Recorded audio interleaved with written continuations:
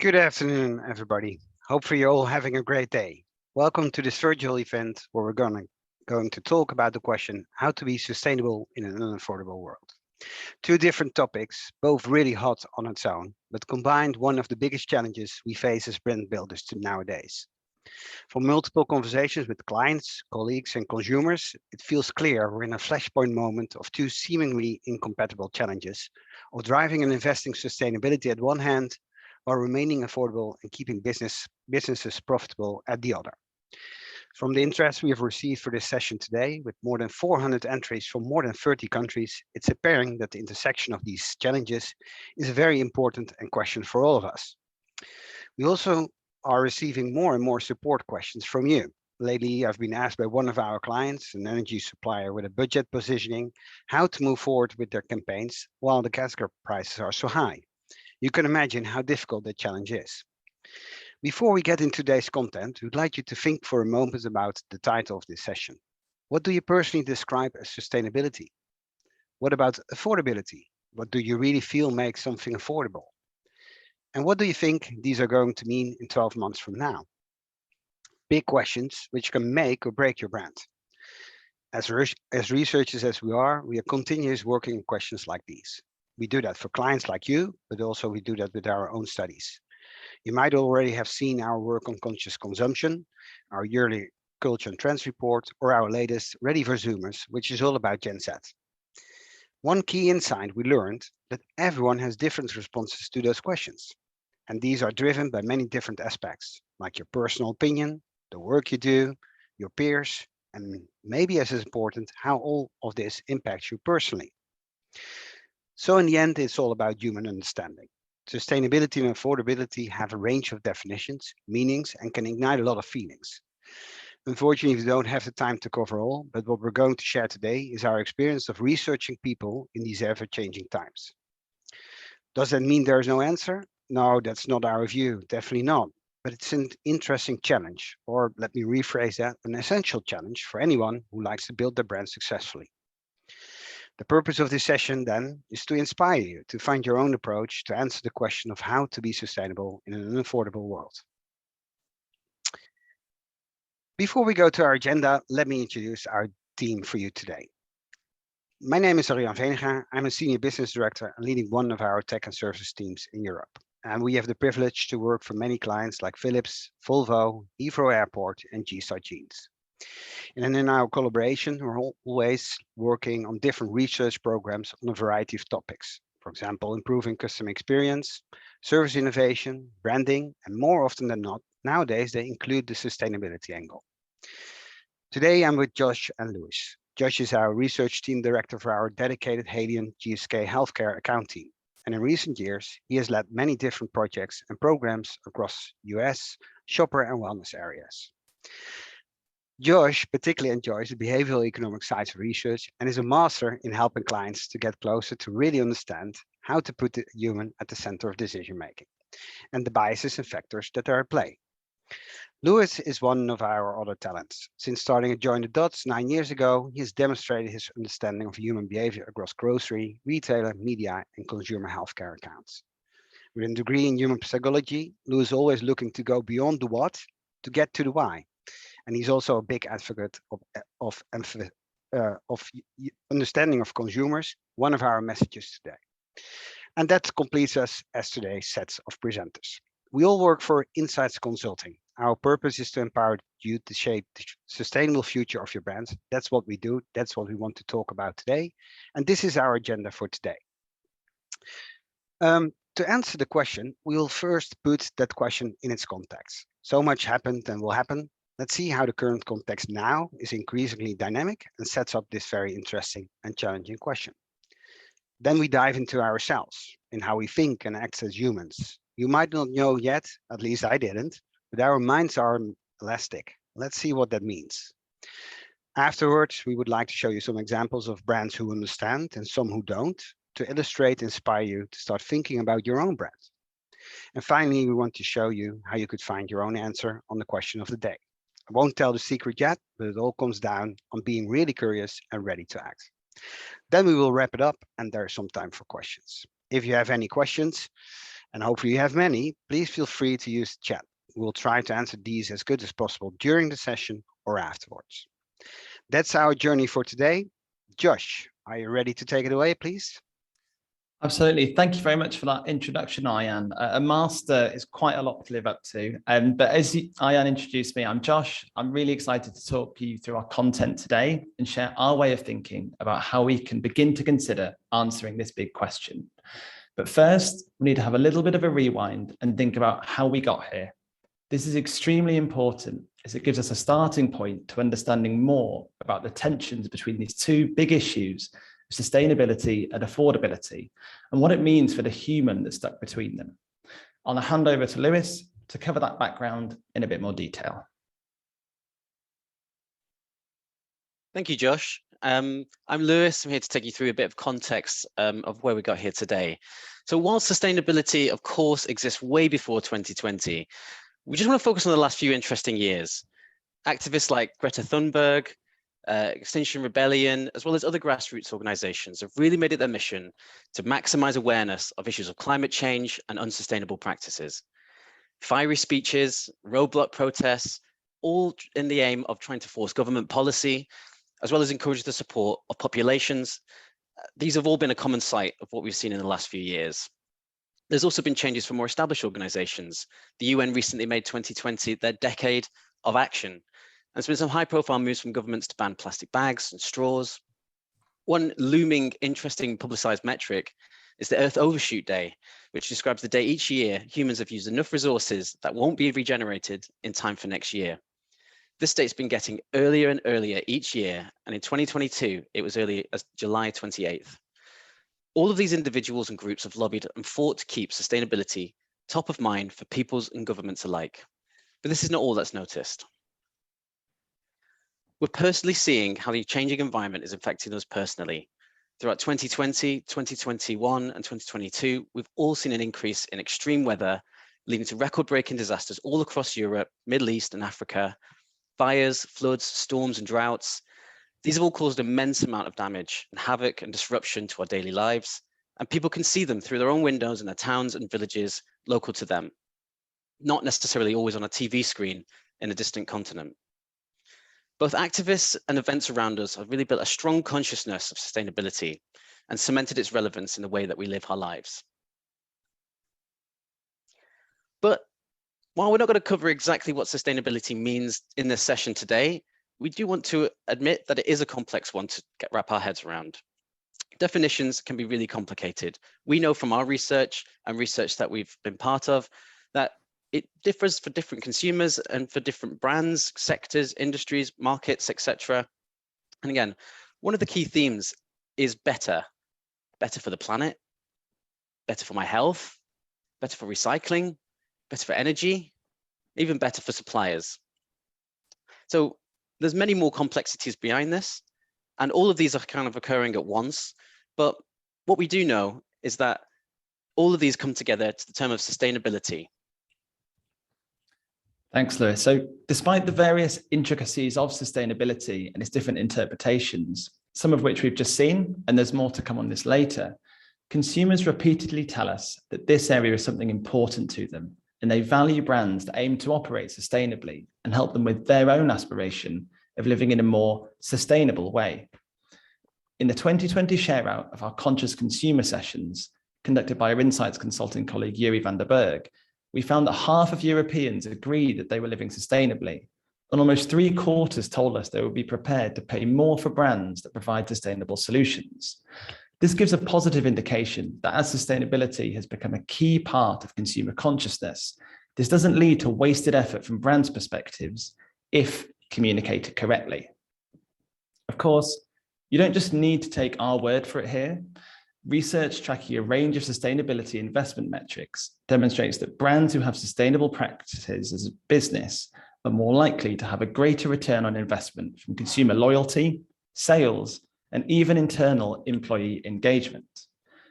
Not only this, but research conducted by NYU Stern highlights that despite brands that are using sustainability marketing messages only representing a small proportion of market share, that's the 16.1% blue pie slice on the left-hand side, They accounted for 50% of market growth between 2015 and 2019. That's the bigger pie slice on the right. It's not only growth that can be achieved here, but also premium pricing. Over this same time period, sustainability marketed products generated an increased price premium of 5.3% over conventionally marketed products. It's perhaps no wonder then that Unilever has highlighted that its sustainable living brands grew twice as fast as other brands in its portfolio. This is recent data too, suggesting that this trend is something that has survived the pandemic and cost of living increase, so far at least. Though the impact of sustainability marketing will of course have different permutations and variables for each sector, industry, and brand, like Lewis touched on a minute ago, this reiterates the importance that consumers, or people, as we sometimes call them, continue to place on sustainability, even with the challenges they're currently facing. And as a result, this shows the potential benefit to brands for entering or enhancing their credentials in this space to feel like a win-win. This leads us to why we're here today with the question we have. Something must have changed. And we feel that understanding this is key in this new era of sustainability aspirations. Well, what has changed? Well, the short answer is a lot. While climate and sustainability activists would point out that we're already heading for an age of destruction, what's clear in the last 2 years, the 2.5 years really, is the development of a different consciousness in consumers, a mindset of continual disruption. Over the last few years, we've all had to deal with huge, drastic changes to our lifestyle. They have not been perceived as a slow build-up that required years of intense activism or changes to achieve. They've been fast, intense changes, leaving little choice for consumers to maneuver around them. I'm sure 2020 is a year that many of us would like to forget, as the COVID-19 pandemic caused extreme disruption for schools, businesses, governments, as well as our own personal lives, our friends and family members. While there were some winners and some losers in terms of staying at home, people's lives pivoted to be more digital, isolated, and some even can change their whole lifestyles, choosing and reevaluating where they want to live and how they want to live their life. Some changes actually benefited a more sustainable world. People shopped locally, made fewer trips, flights were grounded, and supply chains were halted or disrupted. So we had to focus on what we had and not what we wanted. However, once the peak days of the pandemic were over, it became clear that some behaviors, such as working from home, were here to stay, while others were returning back to normal. However, normal really wasn't a place where we spent much time. As the recovery from COVID-19 across Europe, Middle East, Africa, and the rest of the world put immense amount of pressure on the supply chains, which has really been compounded by the Russian invasion of Ukraine in early 2022. Then energy markets spiraling and inflation also spiraling as a result, even further than its rise after the recovery from COVID-19. As well as being disturbing for the world to watch, people could see the disruption to their daily routines. Empty shelves, rapidly rising prices, and no vision of when things are due to slow down or reach this fabled return to normal. Recessions occurred globally during the pandemic, and there's a very real chance that this is occurring in the near future across different markets. This winter, particularly in Europe, is likely to be a tough one for many, as the choice to heat or eat becomes more and more real. And here is where we think the main tenet of our slideshow today, in terms of what we want to share, the key theme of what we want to share today, is attention and choice.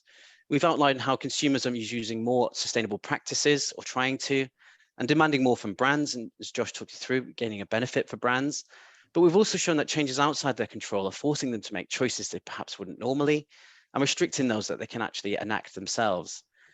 As we've demonstrated in these opening slides, these dynamics are all happening at once and at an unrelenting pace. But behind the consumer is a human. And this is what we feel the answer is for how we can begin to answer the questions such as how to be sustainable in an unaffordable world. Humans are natural decision makers, but they're not perfect. As we have just covered, there is an incredible amount of change and disruption occurring today. But this is, of course, not the first time that any human has had to make tough decisions in a changing environment. The way we process, manage, and respond to information and changes is a crucial part of who we are and how we behave. I've also seen some notes popping up in the chat. Throughout this, do feel free to comment and put in some thoughts or contributions. Arjan will be covering and responding to those as well. And I know you've put in a point about how things can change between different generations, and we do see that. And we've got data that sits behind this that we've covered separately too, around different, I guess, attitudes towards the ability to want to make change versus the capacity to afford to make that change. Does vary between demographics as well, but Arjan can hopefully respond to you in turn as well too. In terms of the next slide then, I think, Lewis, thank you. You may believe a common myth that humans are adverse to novelty and change, that we like to stay in our lane. In fact, our brains are hardwired to focus on novelty, along with pleasurable or threatening or dangerous stimuli. When we experience something new, pleasurable or dangerous, and sometimes this danger might just be in a managed extent, like being on a roller coaster or skydiving, or trying a cheaper, recently discounted tent for your upcoming family trip when there's rain forecast, our dopamine pathways in our brain give us a chemical jolt. We feel engaged, excited, and alive. This feeling is powerful, and ultimately this evolved physiology has kept us literally alive for millions of years by being able to pay attention to which things are new and worth exploring, which things are going to make us feel good, and which things are going to kill us or give us that jolt. On the plains of the savannah, this can make the difference to survival, understanding which places are safe to sleep, interpreting the changes in the rainfall patterns, and knowing which berries look the juiciest.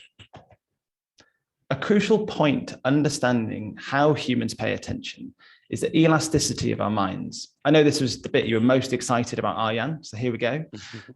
We've all heard about system 1 and system 2 thinking, or thinking fast and slow. So we understand that every novel piece of information does not have a permanently altering impact on our minds, just as what was once novel, pleasurable, or dangerous can reduce over time. We adapt the things we pay attention to if they no longer change or don't change anymore. When this happens, we become bored and seek out new things to pay attention to. Hence why we all spend hundreds of hours a year or a week mindlessly scrolling through Instagram and TikTok, seeking that new dopamine jolt. We're constantly on the hunt for more novelty and more pleasure while keeping an eye out for the dangerous. However, we're not perfect computers or AI learning systems with a flawless memory of what's happened before. As mentioned, our brain is hardwired to focus on what's new, pleasurable, or dangerous now. This makes us very adaptable decision makers, but not necessarily rational or consistent ones. What was a rational decision yesterday is not always a rational decision today. As a result, our response to today's question about sustainability and affordability is heavily shaped by the context and this background of what we have shared so far. The pace of change in the modern world is extremely fast, and large-scale disruption, as Lewis touched on, feels continual. We're more connected than ever via smartphones, emails, team chats, Zoom chats, and as such, everything happening in the world feels like it's impacting us and feels like it might be something novel, pleasurable, or dangerous. This is shaping our thinking of what's important to us right now to help us survive. So it's no surprise to see ourselves get distracted from things we cared about yesterday, potentially. We still care about those things, but now another crisis, something else grabbing our attention, something else around the novel, dangerous route can actually take our attention and focus it in to help us deal it and stay alive, such as affordability, inflation, etc. These are things that maybe people focus in on because of that dangerous, novel stimuli that helps them make decisions in that moment that will keep them alive. So in certain key moments, it can have particular impact. What this means for our question today, this underlines to us the importance of attention and choices in sustainability and affordability. What are people paying attention to? What's really driving their behavior or driving decisions? The only way to predict this is to stay close to people and understand the choices they're making and how this is changing. With consumer behavior not always being rational, we need to look at what people, beyond what people say, and actually focus on what they're doing to get closer to these decision-making moments and understand what they're paying attention to.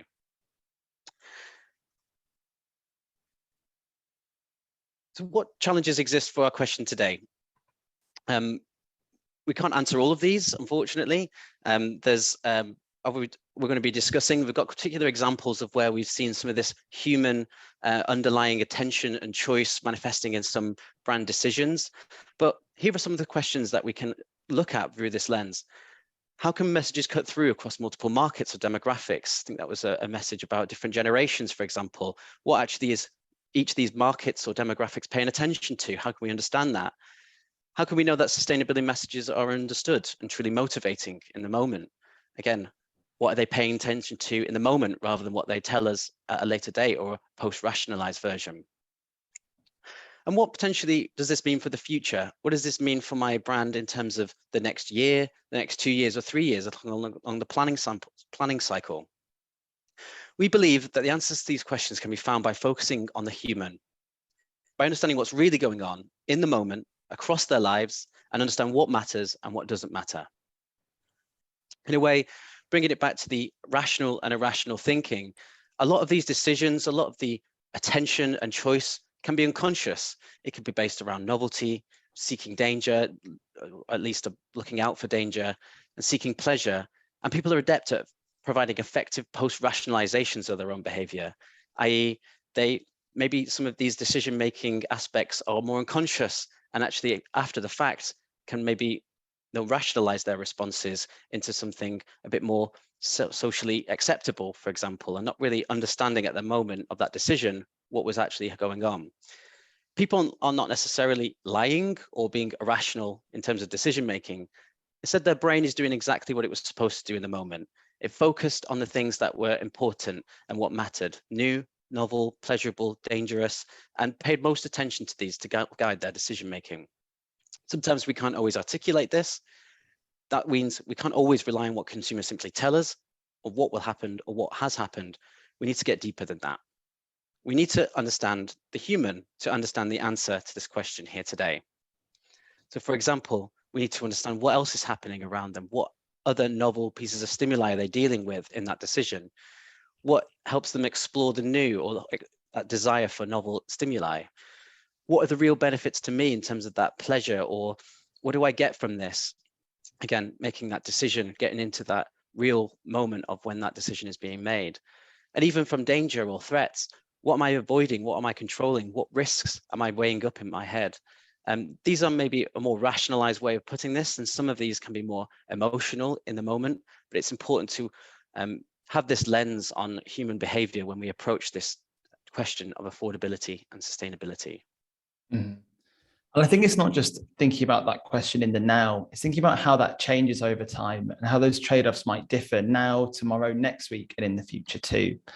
And in our next section, we'll cover some examples of brands that have been able to meet their challenges by understanding the fundamental human decisions behind them, exploring how sustainability in an unaffordable world can sometimes be a win-win.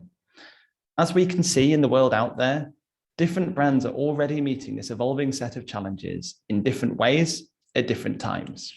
For some, sustainable design or sustainable business models can directly solve the affordability question, meeting consumers' needs in an effective way with a positive sustainable impact is clearly beneficial for all.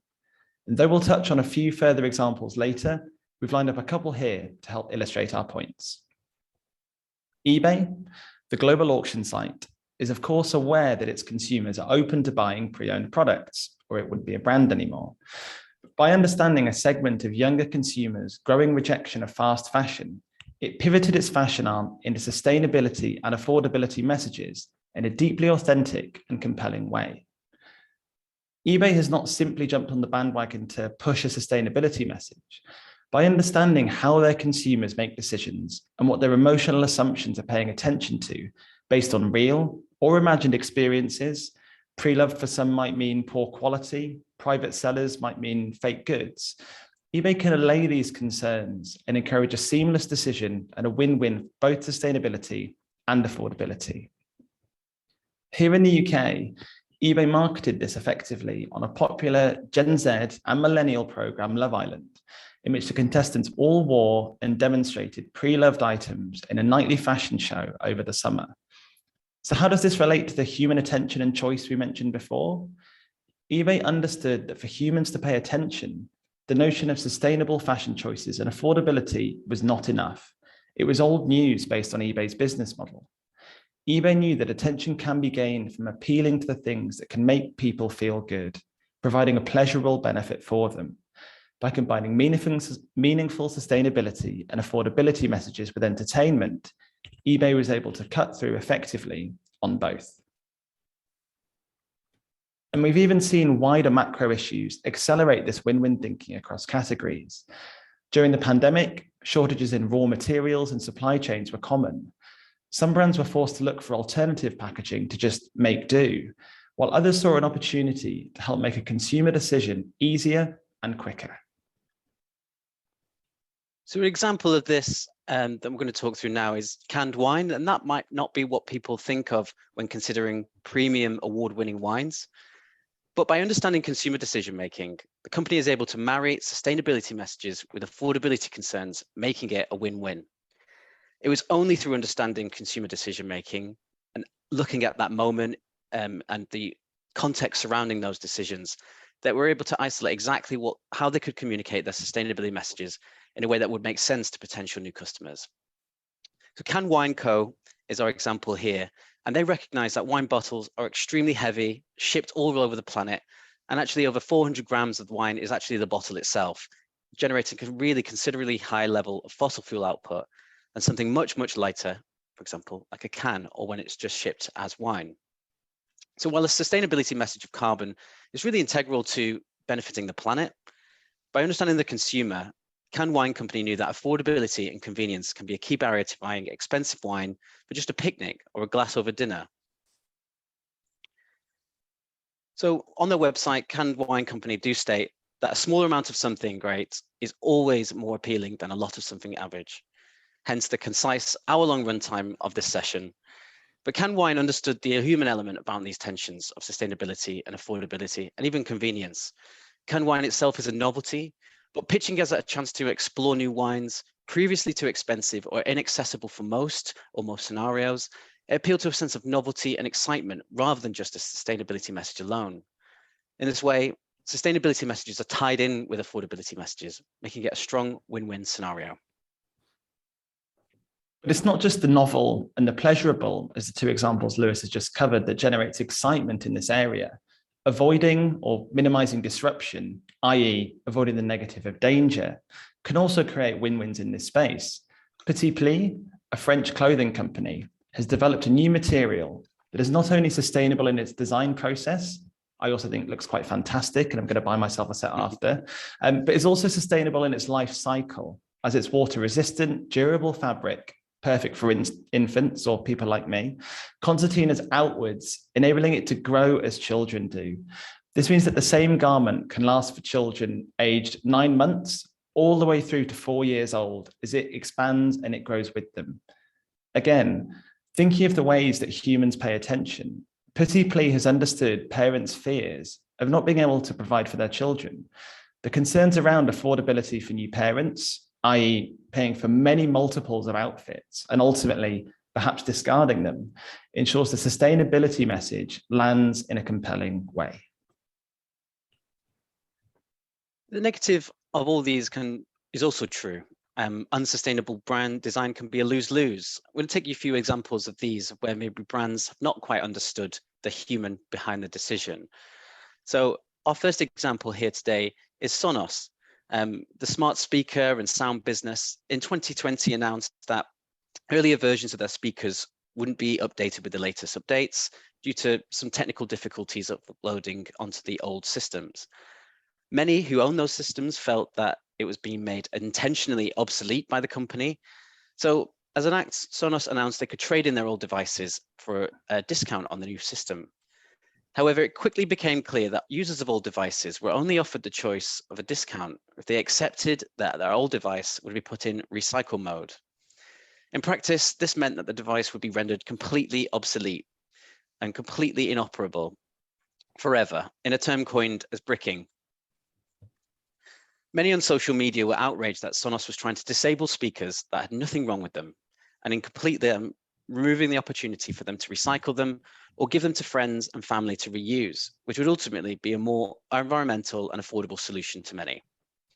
Shares ended up falling about 50% off the back of this, And Sonos had to backtrack on the idea and really damage trust in the environmental and affordable equities of the brand. A common proxy for quality and premiumness is high prices. For Sonos customers, it's likely this premium positioned allayed fears of multiple repairs, upgraded systems over time. Not only this, but there are positive perceptions around avoiding replacing older models repeatedly. The buy cheap, buy twice comes to mind, as fewer goes to landfill. However, in one move, Sonos made this fear a reality for thousands of customers. Of course, just because a product is sustainable or made sustainably doesn't mean it's something that consumers will spend their hard-earned cash on, however much we might try and push that message. Take this early member of the Nike's Considered range, made with brown hemp fibers and set to appeal to the sustainability conscious customer. Although, when we look at it, aren't Nike's customers typically sporty, motivated, maybe style conscious? These shoes ended up being dubbed Nike Air Hobbits, didn't sell well, and were discontinued within 12 months.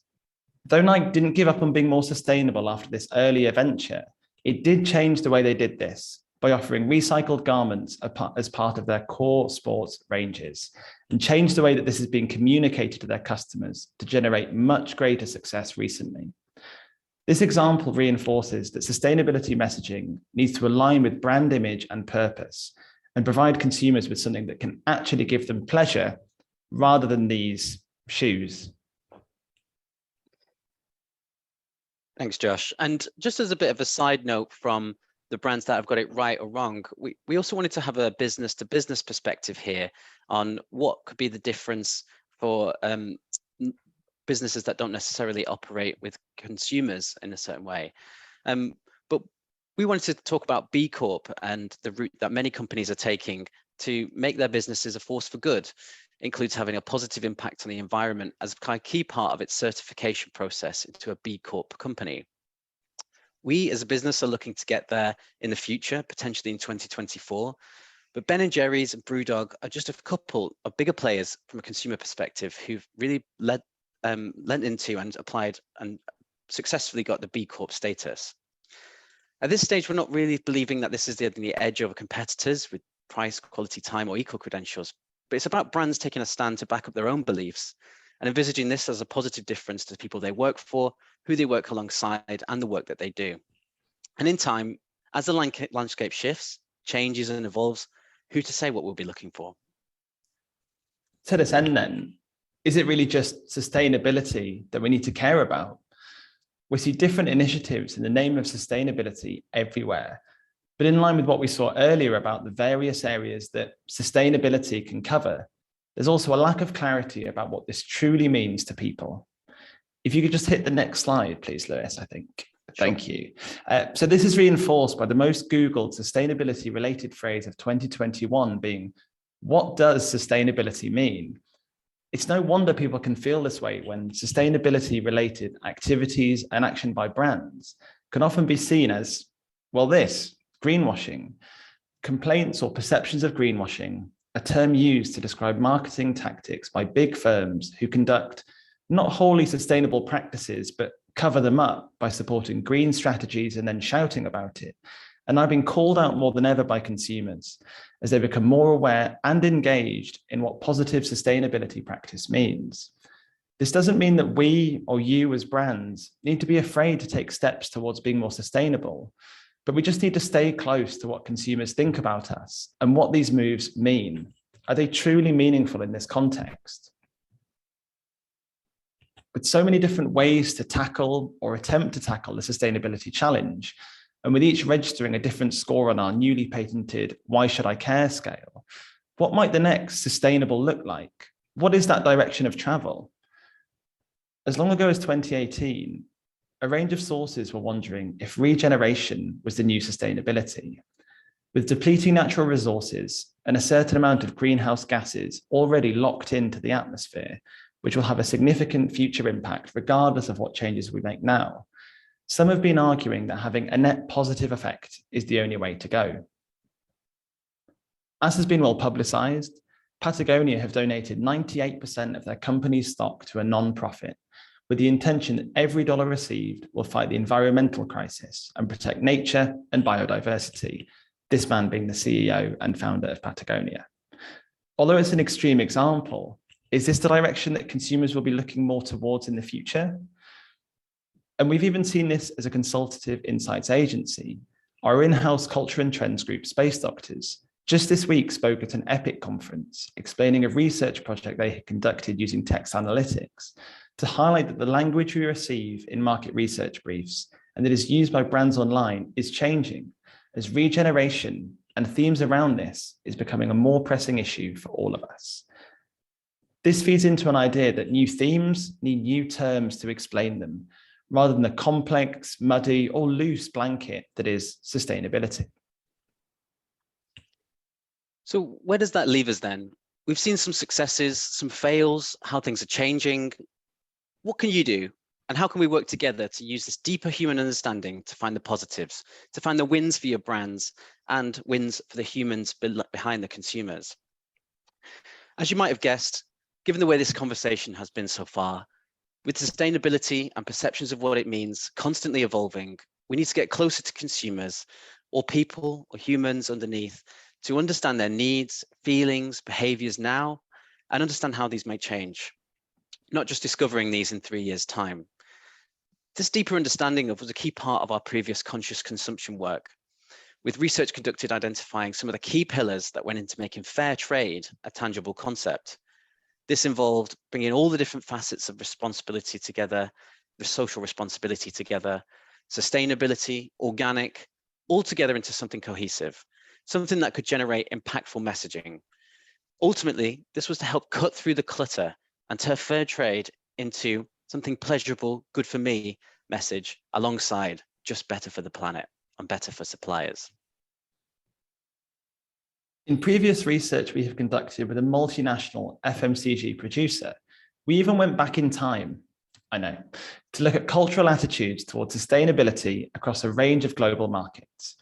This then helped us interpret our current learnings about what elements of recyclability, product sourcing, and energy use played well with people from different markets and the underlying reasons and tensions behind this based on cultural values. This enabled us to get closer to identifying what type of communications will drive engagement based on what aids novelty, pleasure, or avoids disruption in those markets in those key moments. And one of the fundamental reasons to get close and stay close, avoiding challenges such as Sonos experienced, is that the landscape can change at any time. Here's an example we've picked to help illustrate what sudden changes in attitudes can mean.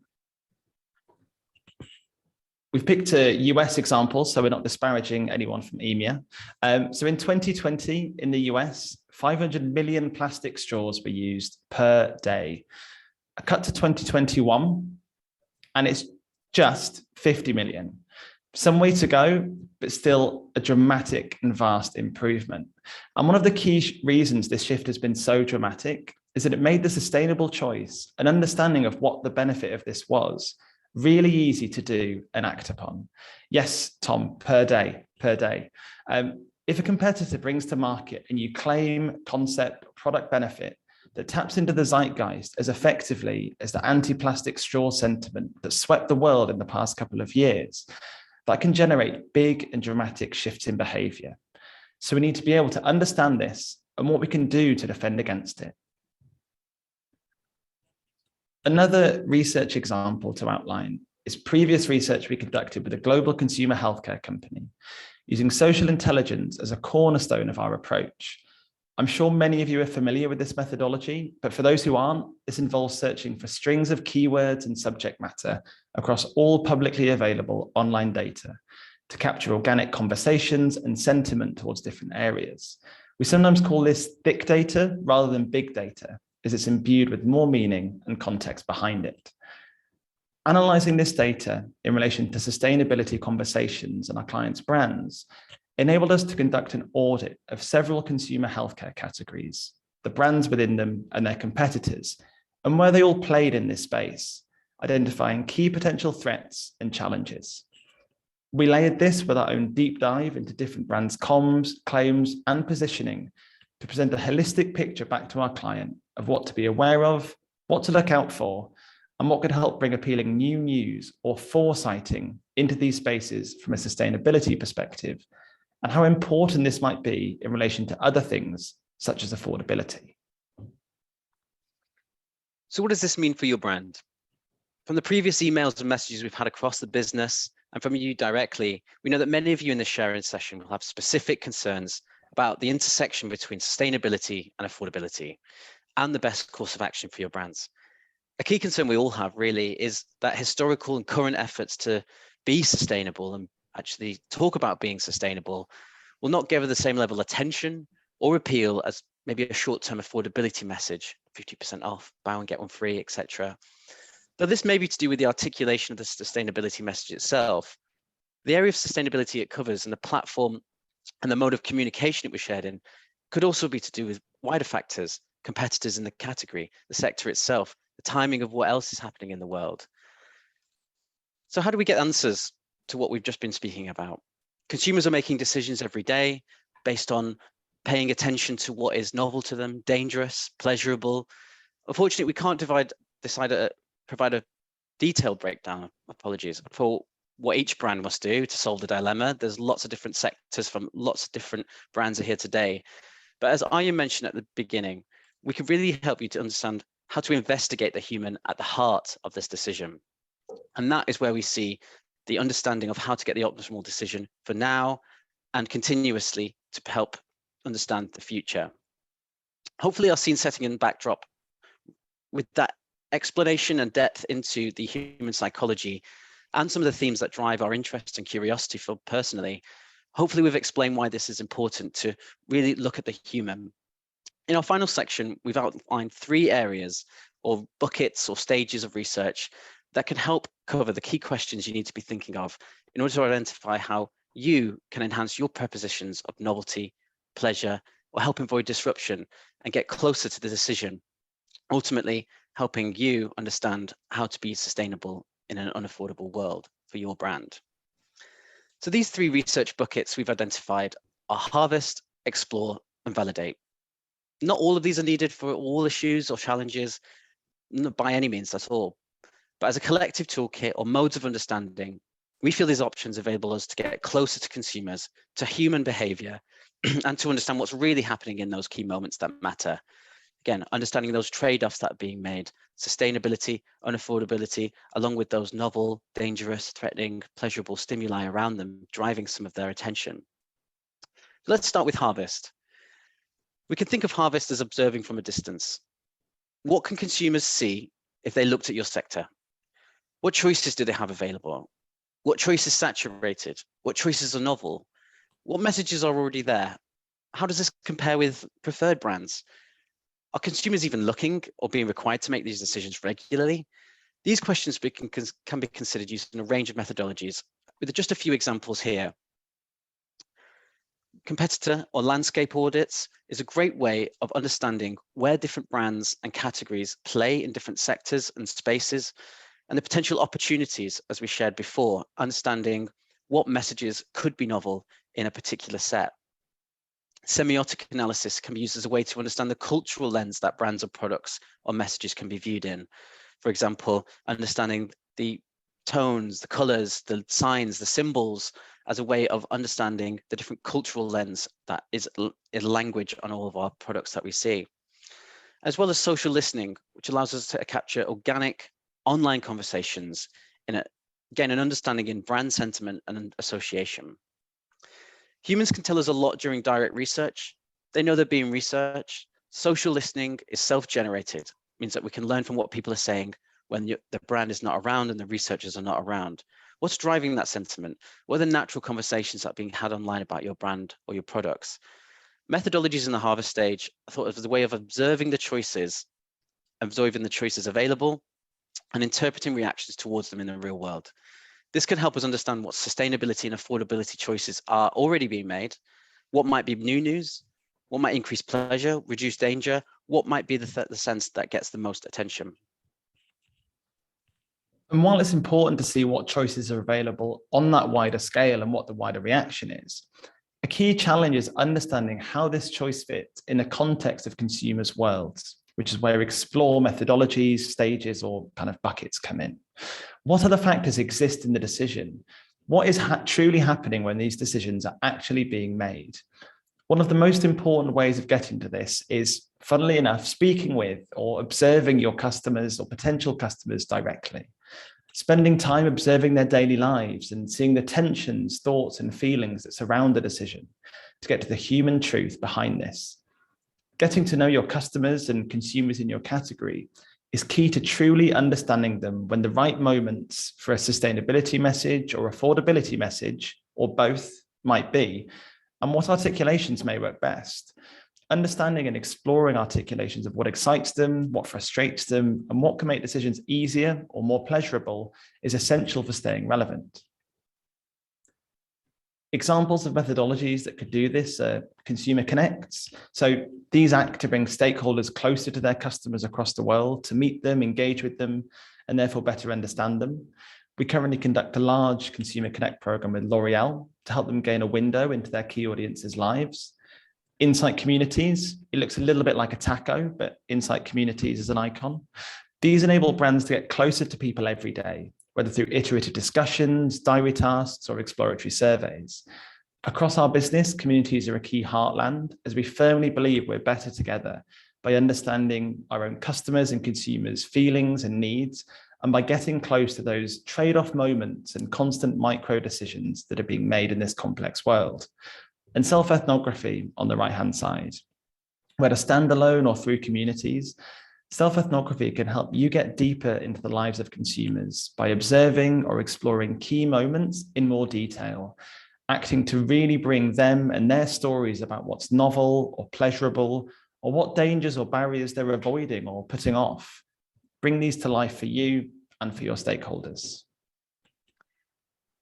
And our final bucket that we want to talk through in terms of an approach to get at that human decision is where harvest and explore methodologies are maybe focused on gaining depth of understanding, maybe through long-term research, more expansive research. Validate methodologies can be thought of as more definitive, put in the confirmation of weight behind the what. It might be interesting to know about consumers in the category, but how is that reflected in your target audiences? What shift could this truly mean across different segments of interest? In-market trackers can enable you to stay close to the way things are changing for your target audience and interpret the different impacts between your consumers and key segments. Arjen will touch on this positive impact is made in a moment. Concept idea or comms testing can be explored in a wide variety of ways, whether looking at things to test objectively against key benchmarks or concepts relative to each other in order to gain a winner and what is actually gaining the most attention and actually an improvement from what's happened before. Of course, using the metrics that matter most to your target audience is important, as well as exploring sustainability messages might impact perceptions of products, particularly against competitions to understand that choice. And then again, what offerings could nudge forward the dial in terms of enhancing feelings of novelty, pleasurable, what matters to me. Additionally, trade-off style tests can be conducted, such as max diffs or conjoint testing, to help understand the decisions consumers are making. What are the trade-offs they're making when at shelf or online? What are the most pleasurable choices they can make? And how is this influenced by different factors, such as new comms from competitors? At the recent SMR conference, conjoint testing was even voted as having the biggest impact on our industry in the last 75 years. And it's a key pillar to help you understand what sustainability means in the context of your brands and your sectors and how improvement can be gained. I guess as a small wrap up to this, as with so much of what we do, is simply about asking the right question at the right time. We believe we can work better together to identify what those trade-offs are for your customers, so you can react, protect, and defend against them, or use them to your advantage to truly engage the people behind the decisions with something new or pleasurable, or to minimize danger. I'll now hand back to Arjan to take you through that example Lewis mentioned, one he's particularly close to, with one of his favorite clients, G-Star. You're all his favorites, really. Yes, Josh, thank you very much. You're right. G-Star is actually one of our favorite clients because just the brand, just the clothes, they're really nice. As you might know, the fashion industry is very creative, has a high pace, and our contacts are very eager to build their brands. And as important, they're really into it. And we've been working with them for a while. And if you don't know the brand, G-Star is from origin a Dutch jeans manufacturer and is becoming one of the biggest challenge of that other famous brand you all will be aware of. And since years, we help them on their quest to be the world leader in denim. Already years ago, the question about sustainability popped up in our conversation. Like, is it important? For whom is it important? And how does it evolve over time? And of course, the essential one, what should we do with it? Well, think 1 second when you buy your new pair of jeans, what brand would you buy and for what reason? Is it quality? Is it price? Maybe it's the brand in itself. So one of the first things we did is to dive into it together and find a way to explore and track purchase drivers to see what matters to whom. Also, we looked at it from a brand perspective. Is it important to lead on sustainability in a category as cool as this? Therefore, we added brand image statements about sustainability and being cool in the brand tracker. We also started to track their price perception and their perceived affordability. We learned that although having the best fit and feeling comfortable are the most important purchase drivers, the brand adds a lot of value too, especially if it has a premium perception, when it's sustainable and affordable enough. Over time, we also learned that sustainability is becoming more of a topic, especially under their younger target audience. As a result, they decided to focus more on sustainability in their campaigns. But how do you do that in a category where the latest designs are already outdated in a couple of months or maybe even weeks? And how do you do that it fits with your brand values, like premium quality and being innovative? Well, I think they did a great job. They created this commercial and introduced it last year. Let's have a look.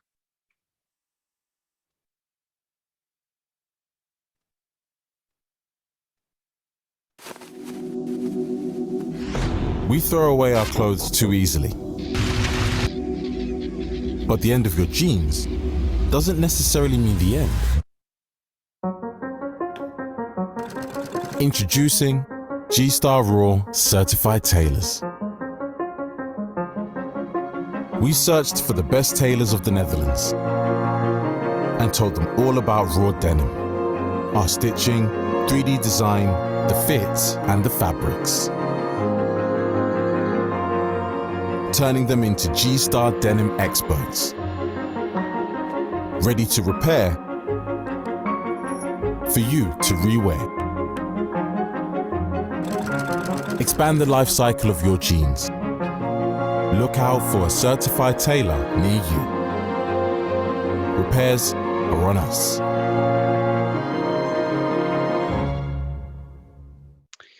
Expand the life cycle of your jeans. Repairs are on us. I think this is a very beautiful example how G-Star uses the sustainability context to create something new and valuable for both their clients and their environment.